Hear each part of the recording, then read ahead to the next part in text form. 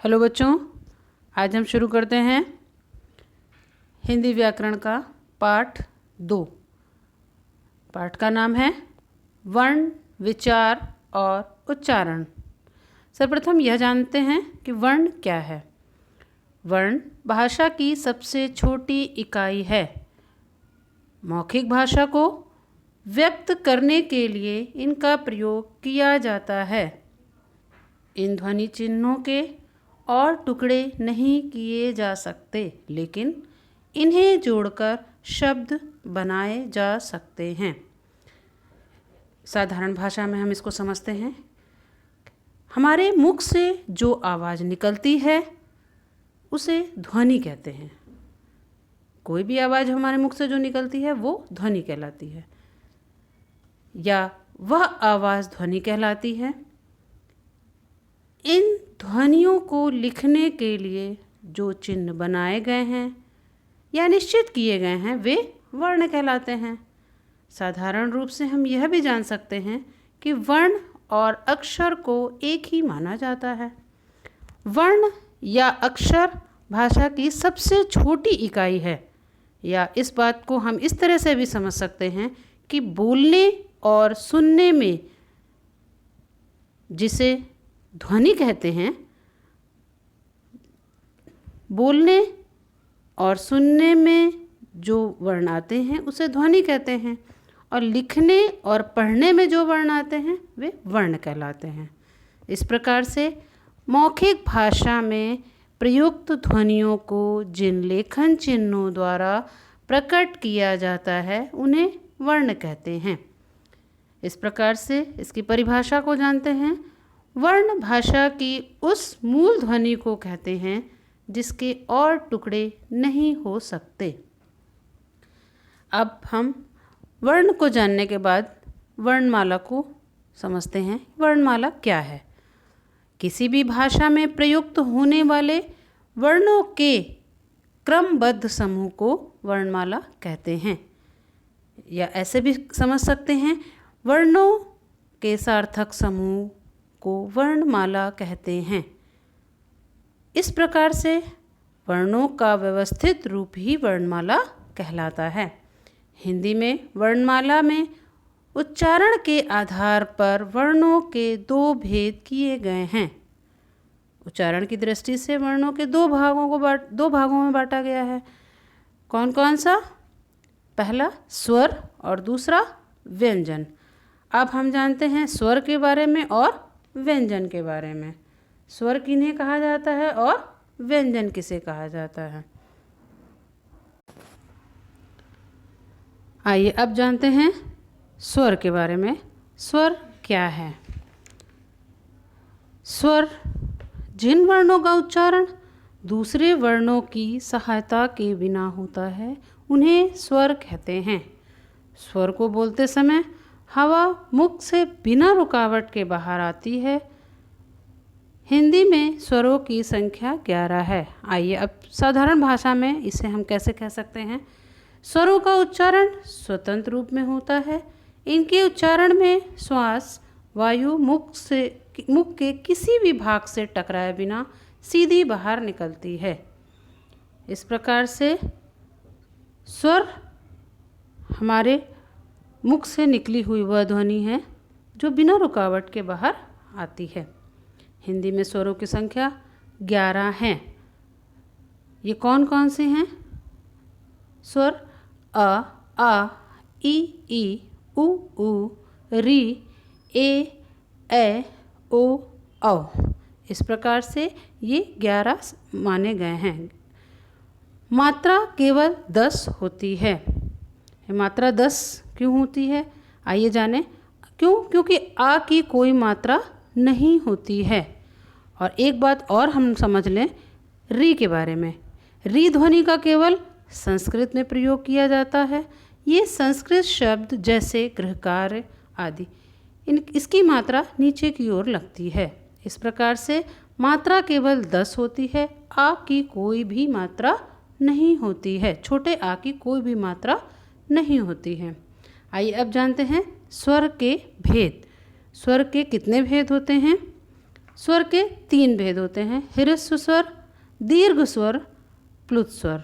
सबसे पहले जानते हैं ह्रस्व स्वर के बारे में। ह्रस्व स्वर को ही मूल स्वर कहते हैं। ये कितने होते हैं? ये 4 होते हैं। इनकी संख्या 4 होती। कौन कौन से? अ, ई, उ, री। छोटा आ, छोटी ई, छोटा उ और री। इसकी परिभाषा के अनुसार हम यह कह सकते हैं, जिन स्वरों के उच्चारण में कम से कम समय अर्थात एक मात्रा का समय लगता है उन्हें ह्रस्व स्वर कहते हैं। अब जानते हैं दीर्घ स्वर के बारे में। दीर्घ स्वर क्या होते हैं? जिन स्वरों के उच्चारण में ह्रस्व स्वर से दुगना समय लगता है उन्हें दीर्घ स्वर कहते हैं। इनकी कितनी संख्या होती है? इनकी संख्या 7 होती है। कौन कौन से? बड़ा आ, बड़ी ई, बड़ा उ, ए, ओ, औ। इन्हें द्विमात्रिक स्वर भी कहते हैं। आइए अब जानते हैं प्लुत स्वर। जिन स्वरों के उच्चारण में ह्रस्व स्वर से तिगुना समय लगता है उन्हें प्लुत स्वर कहते हैं। जैसे ओम। प्लुत स्वर को प्रदर्शित या दिखाने के लिए उनके आगे 3 का अंक लिखा जाता है। इस प्रकार से हिंदी में इसका प्रचलन बहुत ज़्यादा नहीं है। अब जानते हैं आयोगवाह। आयोगवाह के अंतर्गत क्या आता है? आयोगवाह के अंतर्गत ये 3 ध्वनियाँ आती हैं। इन तीनों ध्वनियों को ना तो स्वर कहा जाता है और ना ही व्यंजन। कौन कौन से? अनुनासिक, अनुस्वार, अनुनासिक और विसर्ग। इनके बारे में जान लेते हैं। पहला अनुस्वार, जिनके उच्चारण में वायु केवल नासिका से निकलती है अर्थात नाक के द्वारा निकलती है उन्हें अनुस्वार कहते हैं। जैसे रंजना, रंग, मंगल आदि। दूसरा अनुनासिक, जिनके उच्चारण में वायु नासिका तथा मुख दोनों से निकलती है उन्हें अनुनासिक कहते हैं। अर्थात नाक और मुख दोनों से इनका उच्चारण होता है, वे अनुनासिक कहलाते हैं। और ये वर्ण के ऊपर चंद्र बिंदु के रूप में लगाए जाते हैं, जैसे हंस, सांप, मुंह आदि। तीसरा विसर्ग। विसर्ग क्या है? विसर्ग का उच्चारण हल्के रूप में ह ध्वनि के समान होता है। इसमें वर्ण के आगे 2 बिंदु लगाए जाते हैं। जैसे किसी भी वर्ण के आगे 2 बिंदु लगाया तो उसका उच्चारण इस प्रकार से होगा, जैसे अतः, प्रातः, क्रमशः, प्रातःकाल आदि। इस प्रकार से ये 3 आयोगवाह हैं।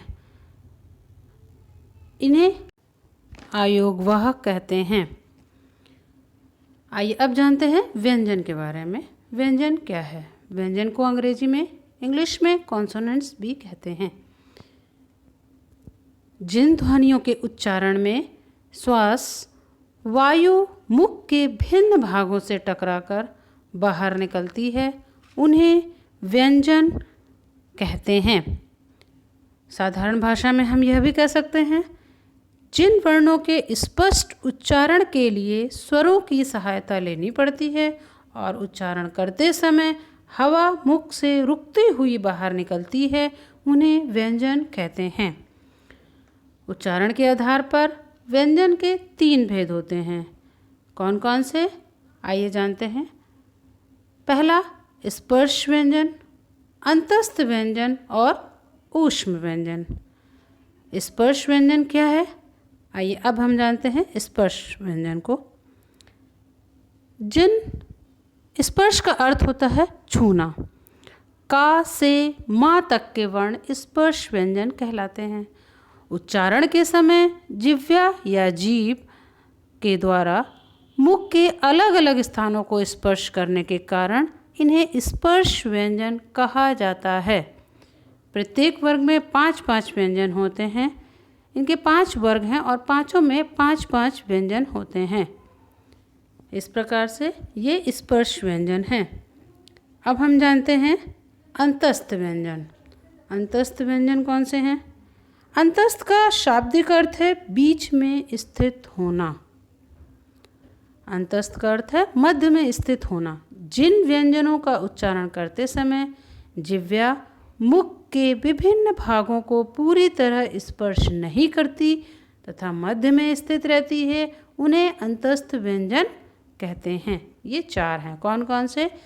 य, र, ल और व। आइए अब जानते हैं ऊष्म व्यंजन के बारे में। ऊष्म, ऊष्म का अर्थ होता है गर्म। जिन वर्णों के उच्चारण के समय रगड़ खाकर हवा मुख में रगड़ खाकर तीव्र गति से बाहर निकलती है, उन्हें ऊष्म व्यंजन कहते हैं। ये कौन कौन से हैं? ये भी 4 हैं। कौन कौन से? श, स, स, ह। इस प्रकार से ये ऊष्म व्यंजन हैं। अब हम जानते हैं आगत व्यंजन। आगत व्यंजन क्या है? अरबी, फारसी और अंग्रेजी भाषाओं से आए कुछ शब्दों के उच्चारण के लिए हिंदी में नीचे नुक्ता वर्णों का प्रयोग होता है। जैसे जा के नीचे अगर नुक्ता का वर्ड हुआ है तो उसको हम पढ़ेंगे ज़रा, ज़ेब्रा, फौरन, रफू आदि। अब हम जानते हैं संयुक्त व्यंजन के। संयुक्त व्यंजन क्या है? 2 अथवा 2 से अधिक वर्णों के संयोग से बनने वाले वर्ण संयुक्त वर्ण कहलाते हैं। जैसे क और श मिलकर छ, त और र मिलकर त्र बनता है, ज प्लस य मिलकर ज्ञ और श प्लस र मिलकर श्रा बनते हैं। अब हम जानते हैं द्वित्व व्यंजन के बारे में। द्वित्व व्यंजन एक जैसे 2 व्यंजनों का साथ साथ आना। एक जैसे 2 व्यंजन, एक आधा और एक पूरा। 2 व्यंजन दोनों एक जैसे हैं बट एक आधा और एक पूरा है। 2 अथवा 2 से अधिक एक साथ आना द्वित्व व्यंजन कहलाता है। इस प्रकार से एक जैसे 2 व्यंजन साथ साथ अगर आते हैं तो वे द्वित्व व्यंजन कहलाते हैं। जैसे आधा च और पूरा च मिलके च, तो इससे हम एक शब्द बनाते हैं तो क्या कहलाता है? कच्चा। या आधा का और पूरा का मिलके अगर शब्द बनता है तो पक्का, धक्का आदि। आइए अब जानते हैं संयुक्ताक्षर। संयुक्ताक्षर क्या है? एक स्वर रहित व्यंजन का जब किसी दूसरे व्यंजन से मेल होता है तो वह संयुक्ताक्षर कहलाता है। जैसे एक स्वर रहित और एक व्यंजन, जैसे यहाँ पे उदाहरण में दिया गया है द्या और य मिलकर द्या बनता है। इससे अगर हम शब्द बनाते हैं तो वो विद्या, गद्य आदि। आधा का और ता मिलके बनता है आधा का ता कुत, तो क्या कहलाता है? वक्त, मुक्त। इससे शब्द हम बना सकते हैं वक्त, मुक्त आदि। इस प्रकार से व्यंजन के इतने भाग हैं और ये अलग अलग क्या क्या कहलाते हैं इसके बारे में पूरी जानकारी हमें प्राप्त हुई।